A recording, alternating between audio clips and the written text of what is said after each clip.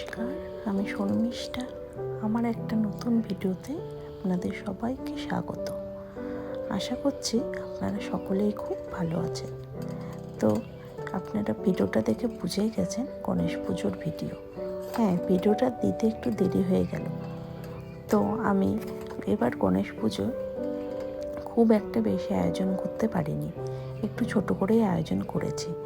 কারণ আমি তার আগের দিনই, গণেশ পুজোর আগের দিনই ইন্ডিয়া থেকে ফিরেছি। তো যেটুকু পেরেছি সেটুকু করেছি, কারণ প্রতি বছর তো গণেশ পুজোটা করি, তাই বাদ দিলাম না। তো দেখো, আমি প্রথমেই ঠাকুরকে চন্দন দিয়ে ঘি দিয়ে ভালো করে মাখিয়ে নিয়ে সুন্দর করে স্নান করিয়ে নেব। তো এখন আমি যে ঠাকুরকে ভালো করে স্নান করিয়ে নিচ্ছি। তো ভিডিওটা করছিল গুল্লু। আমি বললাম, তুই ভিডিওটা কর, আমি ঠাকুরের পুজোর আয়োজনটা করি। তো এবার জল দিয়ে স্নান করানোর পর আমি দুধ দিয়ে ভালো করে ঠাকুরকে স্নান করিয়ে নিচ্ছিলাম। তো তোমরা কারা কারা গণেশ পুজো করেছিলে আমাকে কিন্তু অবশ্যই জানিও, আর কারা কারা প্রথম করলে সেটাও জানিও। আমি কিন্তু অনেক বছর ধরেই গণেশ পুজো করি, তো এইবারও তার কোনো ভুল হয়নি। তো ছোট করেই হোক না কেন, গণেশ পুজো কিন্তু আমি করেছি। তো দেখো, এবার আমি ঠাকুরকে এবার স্নান করিয়ে নিচ্ছি। ভালো করে স্নান করিয়ে মুছে তারপর আমি পুজো জোগাড় করছি। কারণ গণেশ ঠাকুর হচ্ছে আমাদের সিদ্ধিদাতা, তাই না? তাই গণেশ পুজো না করলেই নয়। এখন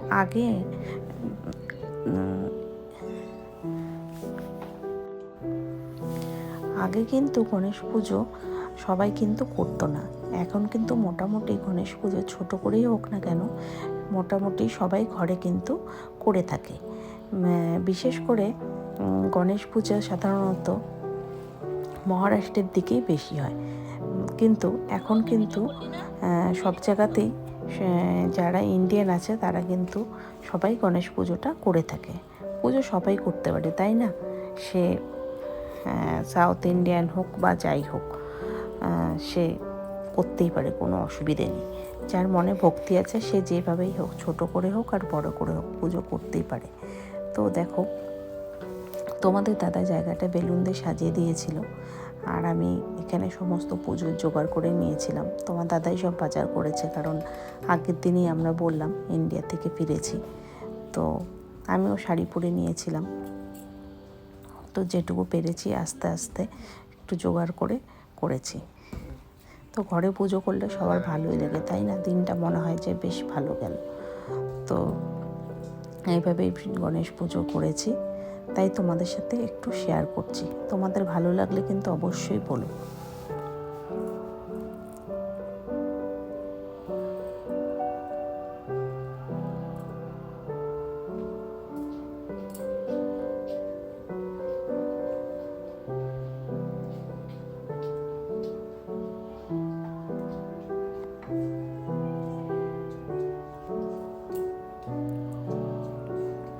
এখানে গুল্লু ভিডিও করছিল, আর আমি সমস্ত রকম যোগার যন্ত্রপাতি করে নিচ্ছিলাম।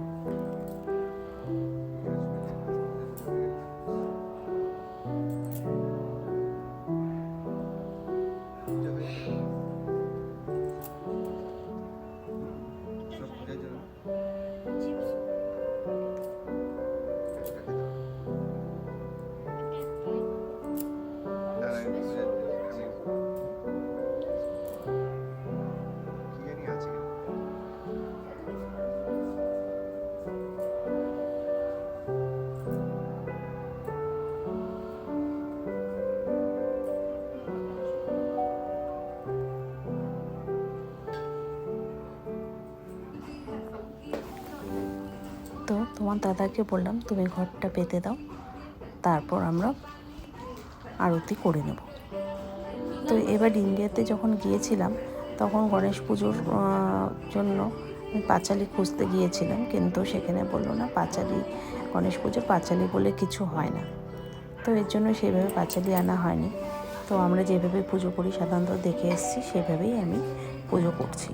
তো আগে ব্যাঙ্গালোরে দেখে আসতাম ওরা কীভাবে পুজো করতো, তো এখন আমি সেইভাবেই করি। এখানে বিশেষ কিছু আমি আয়োজন করতে পারিনি, যেটুকু পেরেছি তার উপরেই করেছি। তো এইভাবেই হয় সাধারণত। কিছু কিছু জিনিসের ত্রুটি রয়ে গেছে, তো ওইটাই বললাম, ঠাকুরকে যেভাবে সন্তুষ্ট করতে পেরেছি সেভাবে করেছি। তো চেষ্টা করব আস্তে আস্তে আরও ভালো করে করার। এখানে ঘরটা পাতা হয়ে গিয়েছে, এখন আরতি করছি। আমি করব, আমি করার পর সবাই ওরা আরতি করবে। তো মনে ভক্তি থাকলে সে তুমি ছোট করেই করো আর যাই করো, সেটা ভগবান নিশ্চয়ই গ্রহণ করবে, তাই না? তো এটাই, এভাবেই আমি পুজো করেছি। পুজো করে খুব শান্তিও লেগেছে, কারণ প্রতি বছর করি, মনে হচ্ছিল এবছর যদি করতে না পারি, কারণ আগের দিনে এসেছি।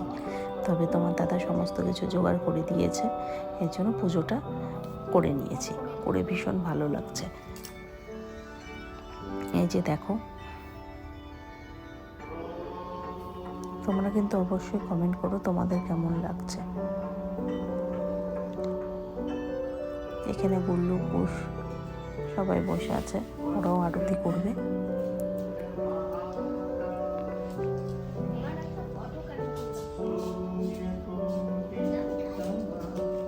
আমার পুজো হয়ে গিয়েছে, এবার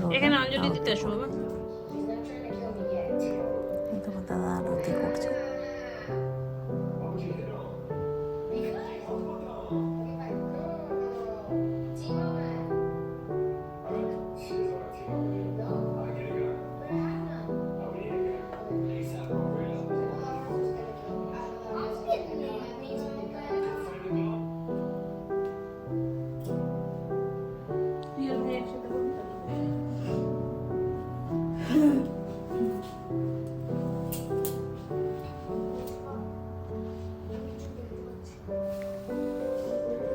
এবার আমি আরতি করে নিচ্ছি।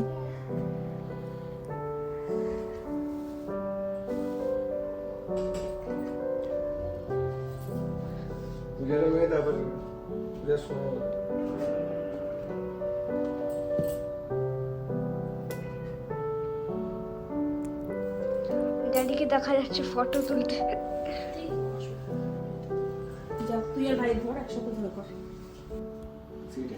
গুল্লু কুশ দুজনকে বলেছিলাম একসাথে করতে, কিন্তু ওরা বললো না, আমরা একা একাই করবো। ঠিক আছে, প্রণাম করো। তো তোমাদের আজকের এই গণেশ পুজোর ভিডিওটা কেমন লাগলো অবশ্যই জানিও। ভালো লাগলে লাইক কমেন্ট শেয়ার করো। আর তোমরা কারা কারা গণেশ পুজো করো, কীভাবে করো, অবশ্যই আমাকে কমেন্টে জানিও।